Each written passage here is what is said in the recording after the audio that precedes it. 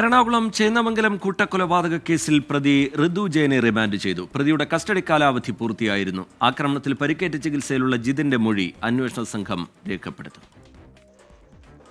പ്രതി ഋതു ജയനെ 4 ദിവസം കസ്റ്റഡിയിൽ ചോദ്യം ചെയ്യുകയും സംഭവസ്ഥലത്തെത്തിച്ച് തെളിവെടുപ്പ് നടത്തുകയും ചെയ്തിരുന്നു. അന്വേഷണത്തിന്റെ 60% പൂർത്തിയായിട്ടുണ്ട്. ആശുപത്രിയിൽ കഴിയുന്ന ജിതിന്റെ ആരോഗ്യനില മെച്ചപ്പെട്ടാൽ മൊഴിയെടുക്കും. ഇതിനോടകം തന്നെ പരമാവധി ശാസ്ത്രീയ തെളിവുകളും പോലീസ് സമാഹരിച്ചിട്ടുണ്ട്. 1 മാസത്തിനകം കുറ്റപത്രം സമർപ്പിക്കാൻ കഴിയുമെന്നാണ് കണക്കുകൂട്ടൽ. പ്രതിക്കെതിരെ അക്രമ സാധ്യത കണക്കിലെടുത്ത 9:30 കോടതിയിൽ ഹാജരാക്കി. ഋതു ജയനെ ആലുവ സബ് ജയിലിൽ റിമാൻഡ് ചെയ്തു. വിഷ്ണു സുരേഷ്, 24, കൊച്ചി.